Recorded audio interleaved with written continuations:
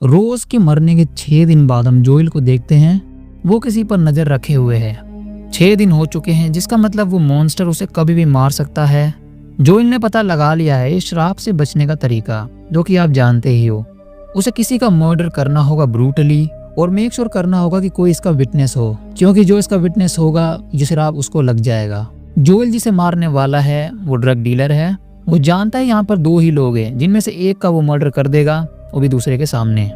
अब बिना time waste किए वो प्लान को एग्जीक्यूट करने निकल पड़ता है, जिस दौरान उसे रोज दिखती है जलते हुए। इसे इग्नोर कर वो आगे बढ़ता है और उस आदमी को गन पॉइंट पर घर के अंदर ले जाता है और फिर ब्रूटली उसका मर्डर कर देता है दूसरे आदमी के सामने। ये देख वो दूसरा बंदा फायरिंग शुरू कर देता है। जवाबी कार्रवाई में जोएल को भी फायर करना पड़ता है, पर इस फायरिंग में उस इंसान को गोली लग जाती है, जिससे उसकी मौत हो जाती है। इससे जोएल फ्रस्ट्रेट हो जाता है, लेकिन तभी वो देखता है यहाँ पर एक तीसरा आदमी भी मौजूद है और इसने जोएल को मर्डर करते हुए देख लिया है। इसका नाम लुइस है और ये भी ड्रग्स बेचने का काम करता है।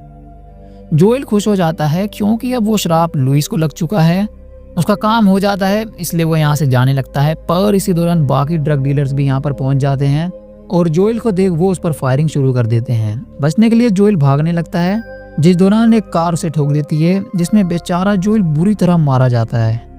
इस घटना के कुछ दिन बाद हमें एक pop star singer writer Skye Riley दिखाई जाती है, जो कि एक काफी फेमस सेलिब्रिटी होती है।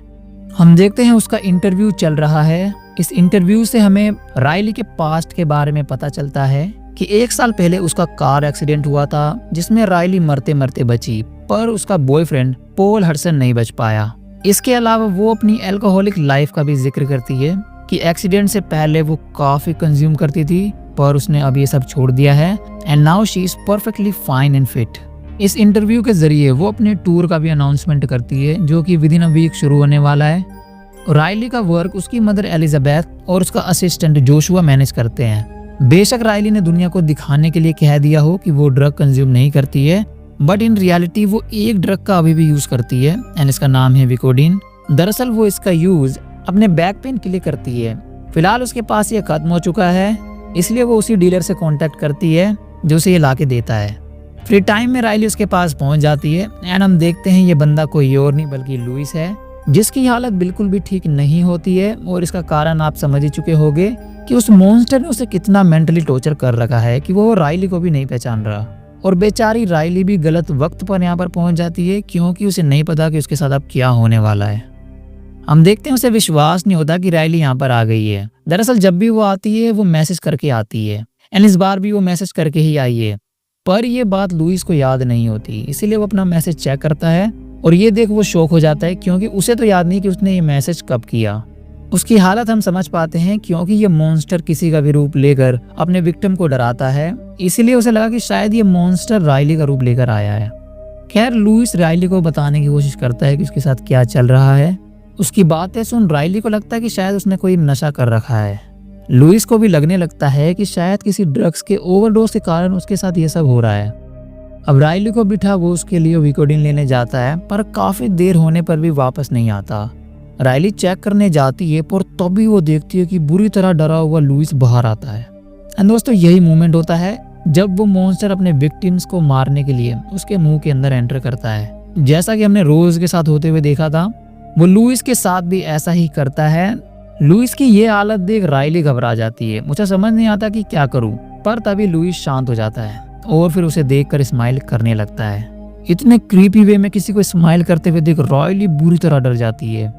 वहीं लुइस एक वेट प्लेट लेकर राइली के सामने अपना मुंह फोड़कर खुद को मार लेता है, जिसके साथ ही दोस्तों अब ये कर्स राइली के अंदर जा चुका है।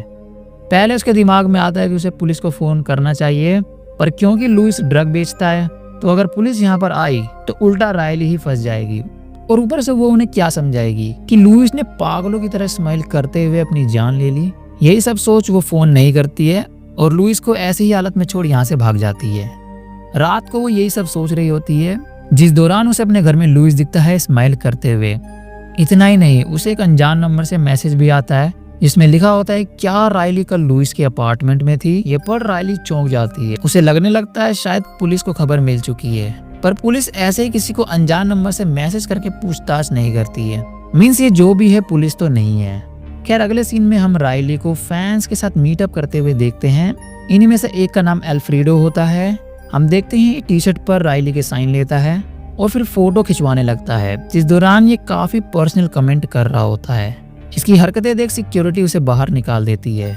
इसके बाद राइली अपने अपार्टमेंट में दिखाई जाती है। वो उसी मैसेज के बारे में सोच रही होती है। ये बात वो किसी से शेयर नहीं कर सकती सिवाय अपनी बेस्ट फ्रेंड के जेमा। पर एक साल से इन दोनों के बीच बात नहीं हुई है क्योंकि इनके बीच लड़ाई हो गई है। इसी कारण वो सोच में पड़ी होती है कि वो उसे मैसेज करे या फिर नहीं, पर हिम्मत करके वो उसे मैसेज कर देती है, जिसका तुरंत ही रिप्लाई भी आता है। जेमा उसे कॉल करती है। इनकी बातों से पता चलता है कि गलती राइली की ही थी, लेकिन वो तुरंत ही मान जाती है। एंड अगेन ये दोनों फ्रेंड्स बन जाते हैं। अब राइली जेमा को घर बुला लेती है, जिस दौरान हम एक वाटर बोतल को देखते हैं वो गिरकर टूट जाता है।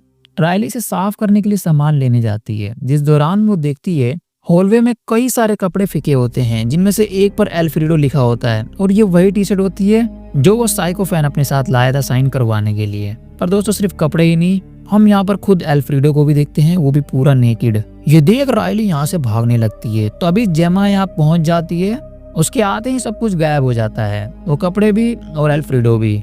जेमा के आने से वो खुश हो जाती है एंड वो उससे माफी भी मांगती है, जिसके बाद वो उसे लुइस के बारे में भी बताती है। उसकी बातें सुन आज रात के लिए जेमा यहीं पर रुक जाती है। देर रात उसे एक नाइटमेयर आता है, जिसमें हम जेमा को स्माइल करते हुए देखते हैं। ये देख वो डरकर उड़ जाती है, पर इसके बाद ये घटनाएं और भी बढ़ जाती है।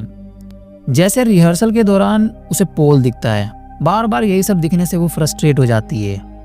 खैर आगे हम देखते हैं कि वो एक चैरिटी प्रोग्राम में जाती है, जहाँ पर उसे एक स्पीच देना है टेलीप्रॉम्प्टर पर पढ़कर। वहाँ पर पहुँचने से पहले उसे उसी अनजान नंबर से एक मैसेज आता है, जिसमें लिखा होता है कि वो जानता है कि वो स्काई राइली है, वही फेमस सिंगर। ये पढ़ वो और भी डर जाती है क्योंकि उसे नहीं पता कि आखिर ये कौन है। खैर डरी डरी वो अपनी स्पीच शुरू करती है, पर हम देखते हैं कि वो टेलीप्रॉम्प्टर अचानक ही रुक जाता है, इसलिए मजबूरन राइली को खुद ही बोलना पड़ता है, जिस दौरान वो भावुक होकर अपनी पर्सनल लाइफ और स्ट्रगल के बारे में बात करने लगती है। पर इसी दौरान उसे फिर पोल दिखता है, जो स्माइल करते हुए उसके पास आने लगता है। वहाँ पर मौजूद लोग राइली की हालत देख काफी हैरान होते हैं। खैर हम देखते हैं कि पोल अचानक ही उसके पीछे आकर खड़ा हो जाता है, जिससे वो डर जाती है और वो उसे धक्का दे देती है। बट इन रियलिटी दोस्तों वो असल में पोल नहीं बल्कि एक बूढ़ी औरत होती है और धक्का देने से वो स्टेज से नीचे गिर जाती है। आगे हम उसे अपने घर पर देखते हैं।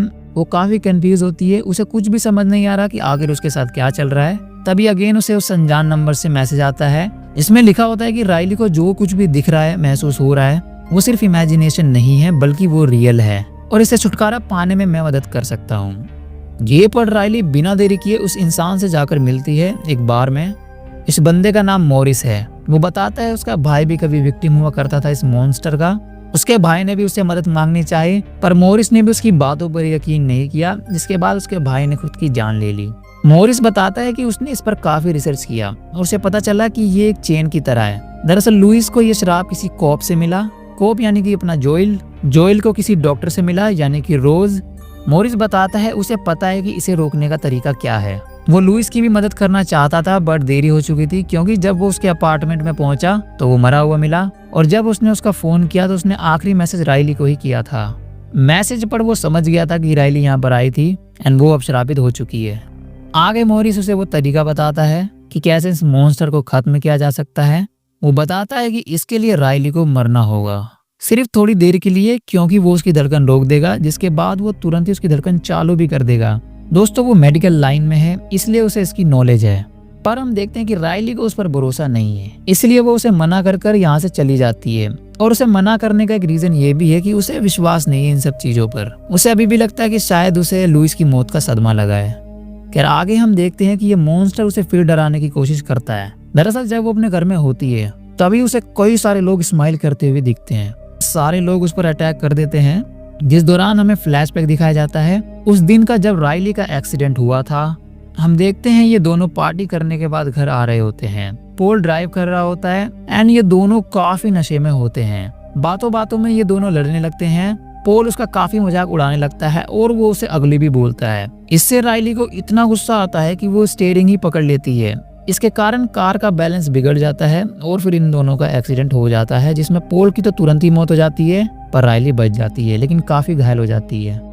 प्रेजेंट में हम रायली को देखते हैं, वो हॉस्पिटल में है और इसका कारण है कि एलिजाबेथ को वो अपने अपार्टमेंट में अनकॉन्शियस मिली थी। अपनी ऐसी हालत देख वो टूर नहीं करना चाहती, बट एलिजाबेथ इसके लिए नहीं मानती है क्योंकि पिछला टूर भी कैंसिल करना पड़ा था क्योंकि उसी दौरान उसका एक्सीडेंट हुआ था। पिछली बार तो इनके पास एक रीजन था उसे कैंसिल करने का, पर इस बार हाँ करने के बाद अगर उन्होंने कैंसिल कर दिया तो जो कंपनी इसका फंड कर रही है वो इन पर केस कर देगी। खैर एलिजाबेथ को कोई भी आइडिया नहीं है कि उसकी बेटी के साथ क्या चल रहा है। रायली को भी लगने लगता है कि उसकी माँ को उसकी कोई परवाह नहीं है, और तभी हम देखते हैं कि एलिजाबेथ स्माइल करने लगती है, जिसे देख रायली डर जाती है। एलिजाबेथ शीशा तोड़कर कांच के टुकड़े को ले लेती है और फिर बड़ी बेरहमी से खुद की जान ले लेती है। ये देख रायली यहाँ से भागने लगती है, लेकिन अचानक ही उसे महसूस होता है कि उसके हाथ में वो कांच का टुकड़ा है और उसके कपड़ों पर खून ही खून लगा हुआ है। एंड यहाँ उसे पता चलता है कि दरअसल उसकी माँ को उसने ही मारा है। ये मॉन्स्टर दिमाग के साथ ऐसा खेलता है कि आपको अंदाजा भी नहीं होता कि आप क्या कर रहे हो। अब इससे पहले कि यहाँ पर कोई आए वो यहाँ से भागने लगती है, पर उस दौरान जोशुआ उसे देख लेता है और उसे कपड़ों पर लगे खून को देख वो डर जाता है एंड वो सिक्योरिटी बुला लेता है। पर रायली उस सिक्योरिटी गार्ड के रिवॉल्वर को ले लेती है, जिससे सब डर जाते हैं एंड फिर यहाँ से वो भाग जाती है। बाहर उसे जेमा मिलती है जो कि उससे ही मिलने आ रही थी।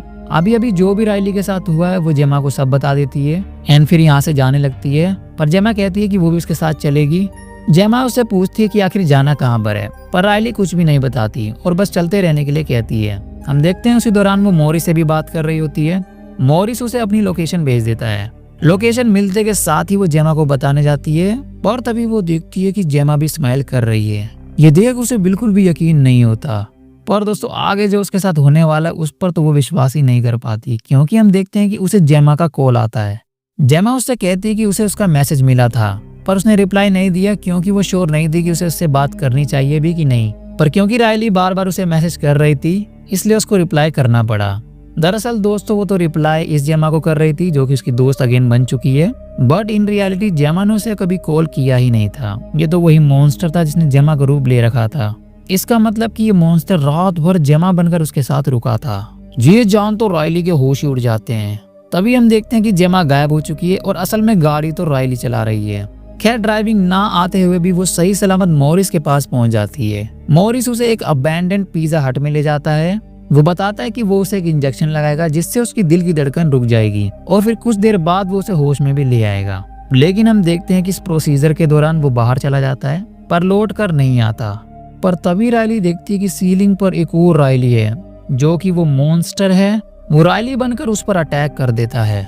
रायली काफी डर जाती है पर वो इसका सामना करने की कोशिश करती है और इस इंजेक्शन को अपने अंदर इंजेक्ट कर लेती है।